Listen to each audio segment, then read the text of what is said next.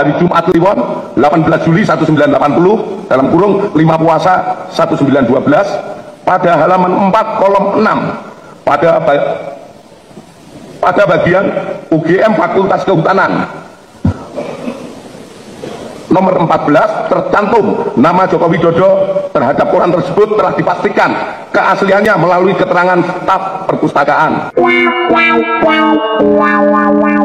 Sekarang, mari kita bandingkan antara koran Kedaulatan Rakyat asli dengan yang palsu yang digunakan oleh Bareskrim sebagai acuan mereka menentukan bahwa Jokowi benar-benar terdaftar sebagai mahasiswa Fakultas Kehutanan UGM pada tahun 1980. Pertama, saya ingin menunjukkan kepada kalian perbandingan antara lembar yang dikatakan lembar halaman pada koran Kedaulatan Rakyat edisi 18 Juli tahun 1980 yang memuat penerimaan mahasiswa baru di Fakultas Kehutanan UGM dengan koran Kedaulatan Rakyat edisi 26 Maret tahun 1985.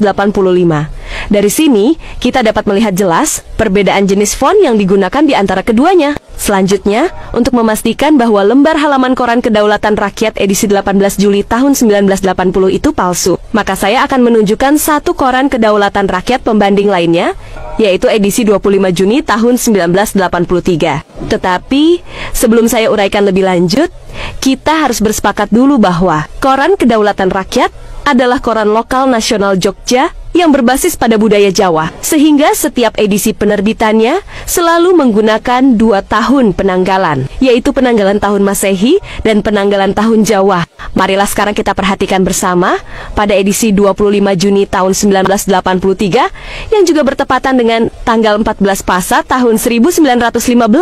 Perhatikanlah pada penulisan penanggalan Jawanya ya, ditulis bulan Pasa yang bermakna bulan Ramadan dalam bahasa Jawa. Kemudian, jika kita lihat pada lembar penerimaan mahasiswa baru, maka penulisan edisi penerbitan tertulis sebagai berikut. Jumat Kliwon 18 Juli tahun 1980 dan penanggalan tahun Jawanya ditulis 5 Puasa 1912.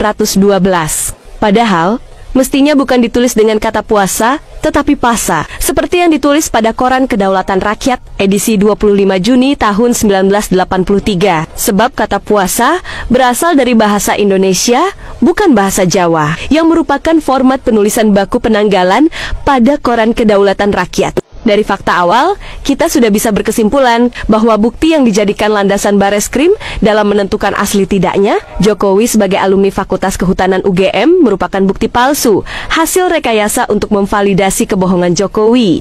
Jika fakta yang dijumpai di lapangan seperti ini, maka Bareskrim tidak melakukan tugasnya sebagai penegak hukum yang memiliki integritas kepada kebenaran dan keadilan, di mana seharusnya Bareskrim sebagai sebuah institusi hukum yang dibiayai oleh pajak rakyat harus berdiri di atas kebenaran dan transparansi publik, bukan dilandasi oleh kekuasaan dan tekanan politik, sehingga yang terjadi adalah rekayasa dan manipulasi hukum yang mencederai rasa keadilan masyarakat. Oleh karenanya, jangan salahkan masyarakat jika semakin lama kepercayaan terhadap institusi kepolisian makin memudar, bahkan semakin apatis terhadap kredibilitas setiap tindakan yang dilakukan oleh mereka. Dalam kasus ijazah Jokowi ini, apa yang dipublikasikan oleh Bareskrim Polri ibaratnya sebuah skripsi.